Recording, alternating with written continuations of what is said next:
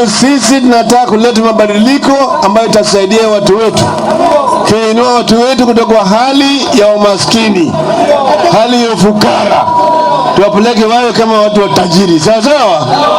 Ndio sababu tunataka nyinyi mpige kura kwa fujo sana kwa Azimio la Umoja. Mnapiga kura kwa baba na mama. Sisi vile mnaviona hapa, tulikuwa pamoja na mzee Kibaki katika serikali. Mimi nilikuwa waziri mkuu. Mama Martha Karua alikuwa waziri wa mambo ya maji, tena ya mambo ya katiba, sio?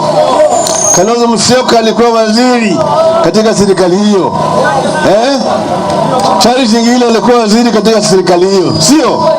Sisi tuna ujuzi, tunajua tumetoka wapi na tunaelekea wapi kama Wakenya. Kama ni matibabu, kama ni elimu, kama ni mabarabara, basi kura zote za urais ziwekwe kwa Raila Amolo Odinga. Nataka mzoee hiyo jina, sababu wakati wa kura kwa karatasi utatafuta jina ya Raila Amolo Odinga. Ni wangapi atampigia Raila kura? Nataka muangalie kwanza Azimio ndio itakuwa, in my view, and I hope Chebukati na watu wake watakubali, Azimio la Umoja will be number 1 katika ballot paper. Si ni kweli? It will be the first party. Kwa hivyo babaiki ukitafuta huko chini unapata tu namba 1, Raila Amolo Odinga na mwenzake Martha Karua, na sisi zote tutafurahi.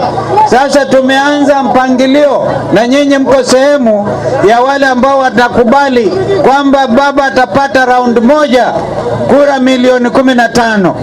Mnakubali? Mtakuwa sehemu hiyo? Wangapi wataweka 15 million strong? Milioni 15 ndio tumalize hii kazi mapema. Kenya yote imekubali.